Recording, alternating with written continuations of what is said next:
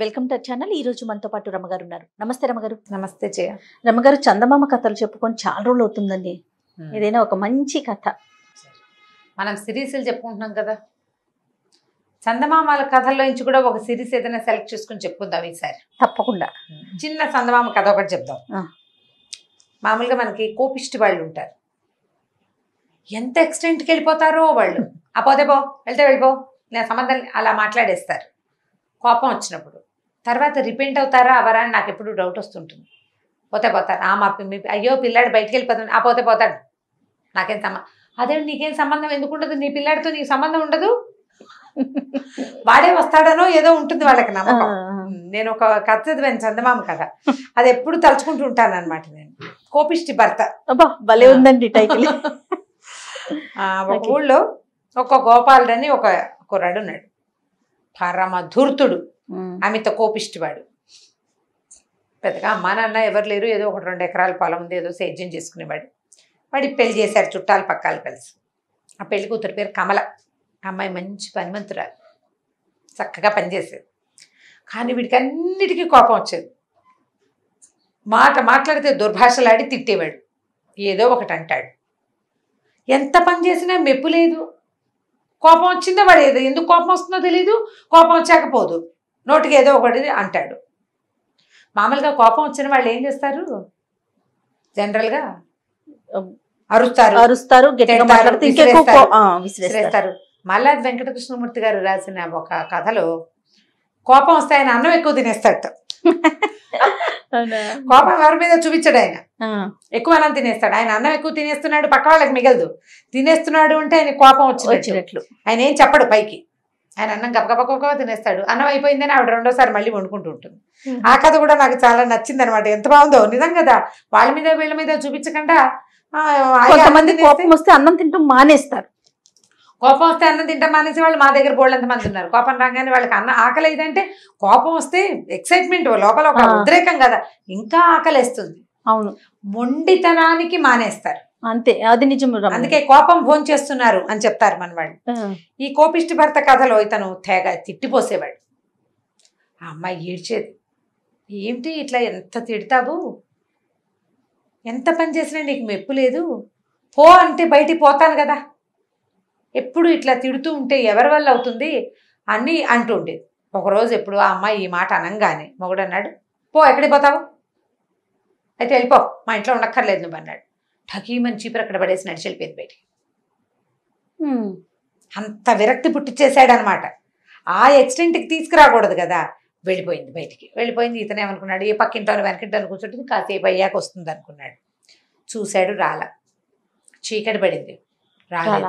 అయ్యో బాబోయ్ ఏదో అయింది అనుకున్నాడు. సరే ఏం చేశాడు, వాళ్ళ మేనమావల ఇంటికి వెళ్ళాడు. మేనమావల ఇంటి పక్క ఊళ్ళు.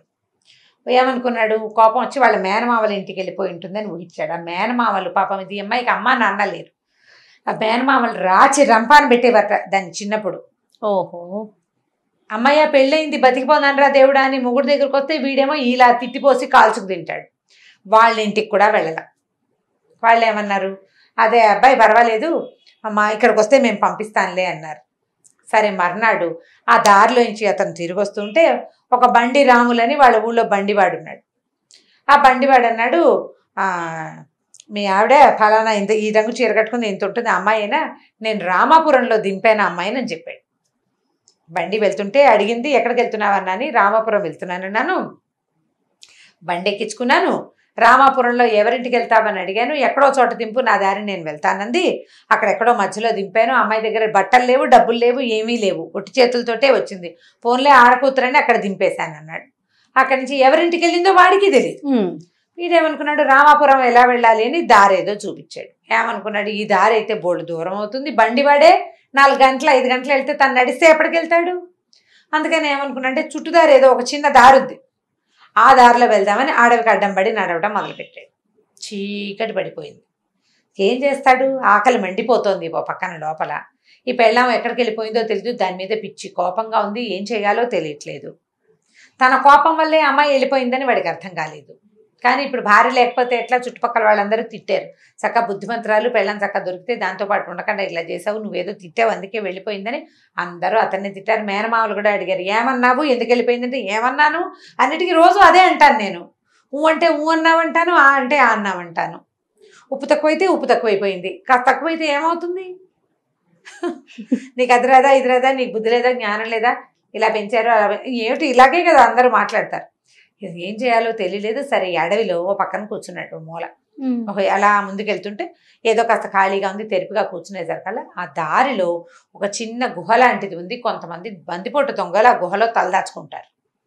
ఆ దొంగల్లో కొంతమంది అటువైపు వచ్చారు. వీడిని చూసి హడిలిపోయారు. ఎవరు నువ్వు అని అడిగారు. నేను దారి తప్పాను, రామాపురం వెళ్ళడానికి బయలుదేరాను, రామాపురం వెళ్ళాలని. రామాపురం దారి ఇటు కాదే అని అడిగారు వాళ్ళు. ఏమి ఇది కాదా దారి, ఇది కూడా దారి అని అనుకుని వచ్చాను అన్నాడు. వీడు దురుసైన స్వభావం, మాట విసురుగా చెప్పాడు. చెప్పేసరికల్లా రామాపురంలో ఎవరింటికి అన్నారు. ఏమో ఎవరింటికో తెలియదు, ఎవరో ఒకళ్ళ ఇంటికి, నా భార్యను వెతుక్కోవడానికి వెళ్తున్నాను అన్నారు. భార్యను వెతుక్కోవడానికి రామాపురం వెళ్ళాలి అంటే, రామాపురంలో మీ అత్తారున్నారా? కాదు. నీ చుట్టాలు ఉన్నారా? కాదు. ఎవరు లేని చోట నీ పెళ్ళాలనుకున్నా, ఏమో నాకు తెలీదు, నేను వెళ్ళాలి అంతే. అందరికీ దొంగలకు భయం వేసిన, ఓరు నాయన వీడు ఏ రాజ భట్టుడో, దొంగలు కనపడితే హడిల్ చావాల్సింది పోయి వీడింత హడితోమని సమాధానం చెప్తున్నాడు. భయం లేదు బడికి, పైగా రుసరుసలాడుతాడు. సరే ఏం ఆలోచించుకున్నారు వీళ్ళంతా. ఓ పక్కకి వెళ్ళి, ఒరే బాబు వీడి సైనికుడు, ఏదైనా లంచం ఇచ్చి వీడిని వదిలించుకోవాలి అని చెప్పి ఏం చేశారు, బాబు నీ పుణ్యం ఉంటుంది, నువ్వు ఇప్పుడు కనుక ఏలేసావో గీలేసావో మీ సైనికులంతా పటాలం వచ్చి పడిపోతుంది, మా మాట విను, నీకు రామాపురం వెళ్ళే దారి మేము చెప్తాము, మళ్ళీ ఇటు రాబోక ఇవి తీసుకో అని ఒక ఇంత మూట మణులు మాణిక్యాలు ఉన్న ఇంత మూట ఎత్తిపడి చేతిలో పెట్టారు. దగదగలాడిపోతున్నాయి రాళ్ళు. ఈ మూట ఉంచుకో, మీ వాళ్ళు ఎవరికి ఇవ్వద్దు, నువ్వు మళ్ళీ ఇటు రావద్దు, మేము ఎలాగో ఇక్కడ ఉండం, కానీ మేము ఇంతమంది ఉన్నామని మా ఆనుపాను గనక చెప్పామంటే రాజభట్లు మమ్మల్ని పట్టేస్తారు, బాబో నాయన నాయన అనేసరికి వీడికి ఆశ్చర్యం వేసింది. ఇదేంటి, నేనే ఇబ్బందుల్లో ఉన్నా, నా ఇబ్బంది ఏదో నేను చెప్తుంటే వీళ్ళు వినిపించుకోకుండా ఈ కొత్త ఇది ఇస్తున్నారు. సరే ఏదైతే అయింది, పెళ్ళాం ఊరు వెళ్ళిపోవటం మనకు కలిసే వచ్చింది. డబ్బులు రొట్టెని పెట్టుకున్నాడు. వాళ్ళు ఏం చేశారు, ఒక దారి దాకా తీసుకెళ్ళి ఇక్కడి నుంచి నువ్వు ఇలా వెళ్తే రామాపురం వెళ్తావు అని చెప్పి పంపించేసి దొంగలు వెళ్ళిపోయారు. ఆ మూట రొట్టెని పెట్టుకుని మెల్లిగా నడుచుకుంటూ వెతుక్కుంటూ వెళ్తున్నాడు. ఒకళ్ళిద్దరిని అడిగాడు, ఫలానా ఊరు నుంచి సీతాపురం నుంచి ఒక అమ్మాయి ఇచ్చింది, ఎవరింట్లో ఉన్నా ఉంటుందా అని. తీరా పీతాంబరం గారిని ఒక ఆయన ఇంట్లో ఈ అమ్మాయి ఉంటుంది. సరే ఆయన బయట వాకిలు ఉడుస్తుంది, ఇతను వెళ్ళేసరికి మొగుడు చూసి గబగబా లేదు లోపలికి వెళ్ళిపోయింది. ఈ లోపల పీతాంబరం గారు బయటకు వచ్చాడు. ఎవరో నువ్వు అంటే, ఏమంటే మీ అమ్మాయి పనిచేస్తుంది కదా, ఆ అమ్మాయి కోసం వచ్చాను, నా అమ్మాయి నా భార్య అన్నాడు. ఆ పిల్ల చాలా బుద్ధిమంతురాలు, చక్కగా పనిచేస్తుంది, అలాగే అని అమ్మాయిని పిలిచి అప్పచెప్పాడు. మీ ఆయన వచ్చాడు, మాట్లాడుకోమంటే ఇతను అన్నాడు, కమల క్షమించు, ఇంటికి వెళ్ళిపోదాం అనేసరికి, నా వల్ల కాదు నాయన, నీతో నేను పడలేను, నీ దగ్గర చేసే పని ఇక్కడ చేస్తే వీళ్ళు చాలా మంచివాళ్ళు, ఏదైనా కూర వండితే ఎంతో బాగుందంటారు, ఏదైనా వస్తువు కింద పడితే జాగ్రత్తగా పెట్టుకోమా, కాలు మీద పడుతుంది అంటారు, కానీ నన్ను ఏమీ అనరు, పంచప్రాణాలు చేతిలో పెట్టుకుని పని చేయాల్సి వస్తుంది నీ దగ్గర చేసుకునే చాకరీ ఎక్కడ చేసినా నా జీవితం వెళ్ళిపోతుంది, నేను ఇక్కడే ఉంటాను, నేను రాను నీతోట అనేసరికి, నేను మారిపోయాను, నన్ను క్షమించు, మీ మామయ్య వాళ్ళ ఇంటికి వెళ్ళాను, మీ పక్క వాళ్ళందరూ నన్నే కేకలేశారు, నాదే తప్పైపోయింది, వెళ్ళిపోదాం రావా అని అడిగాడు. అడిగితే అమ్మాయి ఏమంది, ఎందుకు అక్కడికి రావటం ఏముంది, 2 ఎకరాల కొండరా, మనకున్నది ఎంత, ఆ 2 ఎకరాల పొలం అమ్మేసి వచ్చేసేయి, వీళ్ళ దగ్గర పని చేసుకుందాం, నువ్వు పొలం పని చేయి, నేను ఇంట్లో పని చేస్తాను, వేడి నీళ్ళకి సన్నీళ్ళు సాయంగా ఉంటుంది, హాయిగా ఆ డబ్బులతోటి ఇక్కడ ఏదైనా పొలం కూడా కొనుక్కుందాము, మనం ఈ ఊరు మంచిది, మనుషులు చాలా మంచి వాళ్ళని అనేసరికల్లా, నువ్వు ఇంకా ఎవరి దగ్గర పని చేయక్కర్లేదు, మన దగ్గర ఎన్ని డబ్బులు వచ్చినాయో తెలుసా అని అన్నగా అది చూపించేసరికల్లా, అంటే నీకు కోపం తగ్గలేదు, నువ్వు దురుసుగా మాట్లాడటం వల్లే నువ్వు పోలీసు అని వాళ్ళు భయపడ్డారు, నీ గుణం మారదు, నీతో కలిసి ఉంటే నా పరిస్థితి ఎప్పుడు ఇంతే, ఈ డబ్బులు పెట్టుకుని నువ్వు నీ ఇష్టం వచ్చినట్టు చేయి, నేను మాత్రం నీతో రాననేసి. దాంతో వీడు చాలా దిగాలుగా, అది కాదు కమల, అక్కడ ఏం చేయాలో తెలియని పరిస్థితిలో భయపడితే వాళ్ళ దగ్గర నేనేం చేయలేక అలా గట్టిగా మాట్లాడాను, నేను నా పద్ధతి మార్చుకుంటాను, నాతో రా, వెళ్ళిపోదాం, మనం పట్టణం వెళ్ళిపోయి ఏదైనా ఇల్లు కొనుక్కుని చిన్న వ్యాపారం ఏదైనా పెట్టుకుందాం, ఈ నగలు అమ్ముకుని అని బతంలాడాడు. సరే అమ్మాయి అంది, నీ ప్రవర్తనలో చిన్న తేడా వచ్చినా నేను వెళ్ళిపోతా, వెనక్కి ఇక్కడికే వచ్చేస్తా, వీళ్ళు పని చేయించుకుంటారు, వీళ్ళు చాలా మంచివాళ్ళు అంటే. సరేనండి, నేను అసలు మార్చుకోను, ఇంకా ఈ కోపిష్టతనాన్ని తీసుకురాను. కోపిష్టతనం ఏమి లేదు, నాకు ఒకలా కావాలి, అందులో చిన్న తేడాన్ని కూడా నేను సహించలేను. 4 రోజులుగా నువ్వు లేకపోతే అన్నం వండుకు తింటాం కూడా నా వల్ల కాలేదు.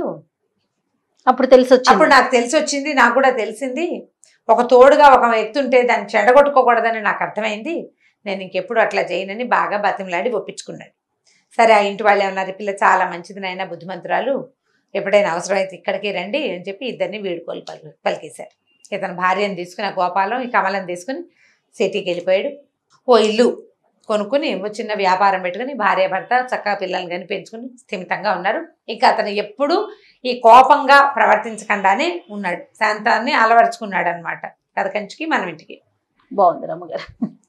కానీ మనం నిజ జీవితంలో కూడా చూస్తూ ఉంటామండి, అలా తొందరగా కోపం తెచ్చేసుకుంటారు కొంత చిన్న చిన్న విషయాలకి, మళ్ళీ వెంటనే తగ్గుతారు అనుకుంటా. బహుశా తగ్గకేం చేస్తారు, కానీ తగ్గుతారు. అవతల వాళ్ళు ఊరుకుంటూ ఉంటే వీళ్ళు ఊరుకున్నారు కాబట్టి ఇంకా రెచ్చిపోతూ ఉంటారు. అవునవును, ఊరుకోవద్దన్నాం అనుకో, వాళ్ళు వీళ్ళు పోట్లాడుకుని చెరో పక్కకి తెంపేస్తారు.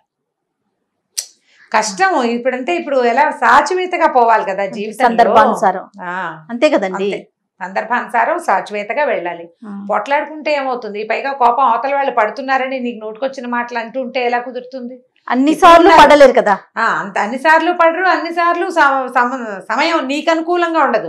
అప్పుడప్పుడు వాళ్ళ చేతులకు కూడా వెళ్ళిపోతూ ఉంటుంది. అంతంత కోపాలు ఉండకూడదు, మరి కోపాన్ని తగ్గించుకోవాలి. అదే. రైట్ రామ్ గారు, నమస్తే. నమస్తే. ఈ వీడియో కనుక మీకు నచ్చినట్లయితే లైక్ చేయండి, షేర్ చేయండి. మరిన్ని వీడియోస్ కోసం మా ఛానల్ని సబ్స్క్రైబ్ చేసుకోండి.